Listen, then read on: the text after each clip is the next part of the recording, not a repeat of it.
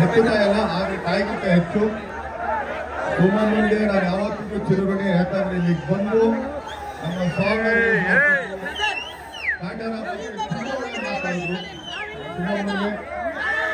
ಪ್ರೀತಿ, ಪ್ರೋತ್ಸಾಹ, ಆಶೀರ್ವಾದ, ಬೆಂಬಲ ಸದಾ ಹೀಗೆ ಇರಲಿ. ನಿಮ್ ಸೇವೆ ಮಾಡೋ ಅವಕಾಶ ನಾವು ಇನ್ನೂ ಮಾಡ್ಕೊಡಬೇಕಂತ ತಿಳ್ಕೊಳ್ತೀನಿ. ಹಾಗೇನೆ ನಮ್ಮ ಗಾಡಿಗಾರ ರವಿ ಅವರು ಇರ್ಬೋದು, MLA ಸಾಹೇಬರು ಅವ್ರಿಗೂ ಕೃತಜ್ಞತೆಗಳು. ಹಾಗೆ ನಮ್ಮ ಇಂಡಿಯನ್ ಸಚ್ಚಿದಾನಂದ ಅವ್ರಿಗೂ ತುಂಬಾ ಥ್ಯಾಂಕ್ಸ್. ಆಮೇಲೆ ನಮ್ಮ ಉದಯಗೌಡರು ಕೂಡ ತುಂಬಾ ಥ್ಯಾಂಕ್ಸ್ ಹೇಳ್ತೀನಿ. ನಾನೀಗ ಜಾಸ್ತಿ ಮಾತಾಡೋದು, ಯಾಕಂದ್ರೆ ಎಲ್ಲರೂ ಮಾತಾಡಿದ್ದಾರೆ. ಪಾಪ ನಿಮ್ಮಲ್ಲೂ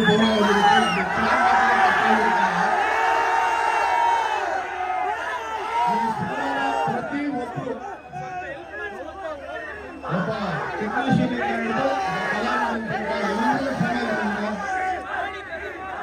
ಈ ಸಿನಿಮಾ ಯಾವುದೇ ಒಂದು ಆಡಳಿತ ಸಿನಿಮಾ ಅಲ್ಲ.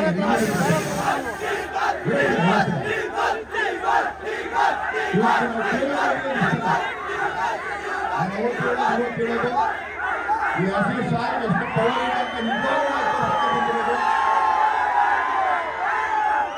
ಇವತ್ತು ರೈತರ ದಿನಾಚರಣೆ. ಆದ್ರೆ ಇಲ್ಲೂ ಕೂಡ ದಯಮಾಡಿ ರೈತರ 50 ಕೇಳಿದ್ರು. ಅವರು ನ್ಯಾಯವಾದ ಬೆಲೆ ಕೊಟ್ಬಿಟ್ರೆ ಸಾಕು. ಹೌದಲ್ಲ? ಎಷ್ಟು ಮುಖ್ಯ ಆಗ್ತದೆ ನಡೀತದೆ. ಪ್ರತಿಯೊಬ್ರು ಯಾರ್ಯಾರು ಜಾಗ ಇಟ್ಕೊಂಡಿದ್ದೀರ ಇವತ್ತೆಲ್ಲ ಕೋಟಿಗಟ್ಟಲೆ ಅದಕ್ಕೆ ಬೆಲೆ ಬಂದಿದೆ. ದಯವಿಟ್ಟು ಮಾತಾಡಕ್ ಹೋಗಿ ಇವತ್ತು ಜಾಗ ಮಾತಾಡಿದ್ರೆ ಜಾಗ ಸಿಗಲ್ಲ. ಅಕ್ಕಿ ಸಿಗಲ್ಲ, ಗದ್ದೆ ನಿಲ್ಸ್ಕೊಳ್ಕೊಳ್ಳೋಕ್ಕೂ ಜಾಗ ಇಲ್ಲ. ಆದ್ರಿಂದ ದಯಮಾಡಿ ರೈತರಿಗೆ ತಮ್ಮ ನ್ಯಾಯವಾದ ಬೆಲೆನ ಕೊಟ್ಟರು. ರೈತರಿಗೆ ತುಂಬಾ ಗೌರವ ಕೊಡಿ. ಯಾಕಂದ್ರೆ ಈಗ ನಾವು ಕಾಲ ನೋಡೋದಿಲ್ಲ. ನಿಜವಾಗ್ಲೂ ರೈತರು ನ್ಯಾಯವಾದ ಬೆಲೆ ಕೊಟ್ಬಿಟ್ರೆ ಎಲ್ಲಾರ ಮನೇಲೂ ಒಂದು ಜಾಪರ್ ಇರ್ತದೆ. ನಾನು ಅಕ್ಕಿ ನನ್ನ ಮೇಲೆ ನೋಡೋದು ಬೇಡ, ಬರೀ ಗಾಡಿಗೆ ನೋಡ್ಬೋದು.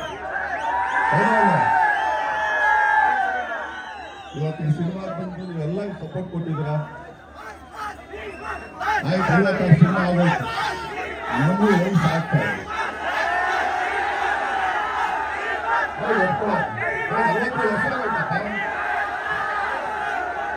ಆದ್ರೆ ಇವತ್ತು ಇಲ್ಲಿಗೆ ನಮ್ಮ ಚಿತ್ರರಂಗದ ತುಂಬಾ ದೊಡ್ಡ ದೊಡ್ಡ ಕಲಾವಿದರು, ಹೀರೋಗಳು, ನಮ್ಮ ಹೀರೋಗಳು, ನಮ್ಮ ಕರ್ನಾಟಕದ ಹೀರೋಗಳು.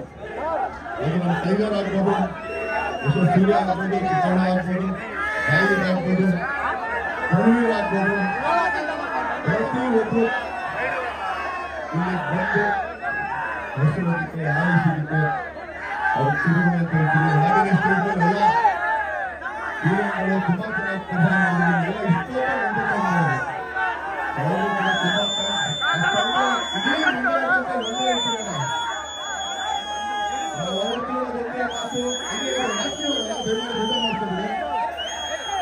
ಚಿತ್ರರಂಗ ಯಾರೇನು ಹೇಳಿದ್ರು ಕೂಡ ನಾವು ಕೋಪ ಮಾಡ್ತಾರೆ.